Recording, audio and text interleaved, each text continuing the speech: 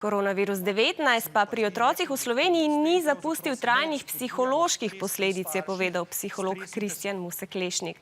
Ta čas je bil za vas sicer ena sama velika sprememba navad in rutin. Verjetno bo vplival tudi na vaš družinski načrt dopustovanja med počitnicami. Za spodbudo slovenskemu turizmu bo namreč lahko vsak državljan Republike Slovenije, ki ima v njej stalno prebivališče, za počitnice doma porabil naprej določeno vsoto, ki jo bo zagotovila država. Da bo dobil bon ali voucher, odrasli za 200, otroci pa za 50 evrov. A številni kljub temu že razmišljajo o počitnicah v tujini, zato se bomo danes posvetili prav prečkanju meja. V zadnjem času jih je v večini evropskih državah, kljub temu, da jih zaradi posebnega šengenskega območja včasih sploh ne opazimo, zaprla. Tudi Slovenija in njene sosednje države. Slovenci za zdaj lahko turistično potujemo na Hrvaško, a moramo zato imeti potrdilo o rezervaciji počitnic, na meji pa moramo pustiti podatke, da nas lahko najdejo. Datum, ko naj bi že lahko turistično prečkali mejo Evropske unije, je 15. junij.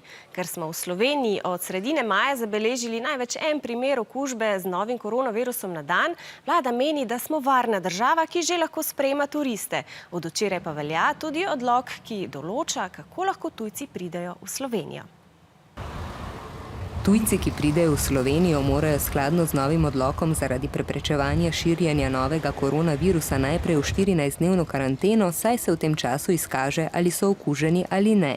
A pri prečkanju meje velja tudi nekaj izjem. Brez kakršnihkoli omejitev lahko mejo prečkajo tuji državljani, ki sicer živijo v Sloveniji, pa tudi vsi turisti iz držav Evropske unije, ki so v Sloveniji rezervirali počitnice. Prav tako lahko prebivalci iz držav Evropske unije k nam pridejo, ne da bi zanje veljali posebni ukrepi, če v Sloveniji delajo, imajo tukaj sorodnike, imajo diplomatski potni list, kar pomeni, da delajo na ambasadi ali tujem veleposlaništvu, ali pa so lastniki nepremičnin v Sloveniji.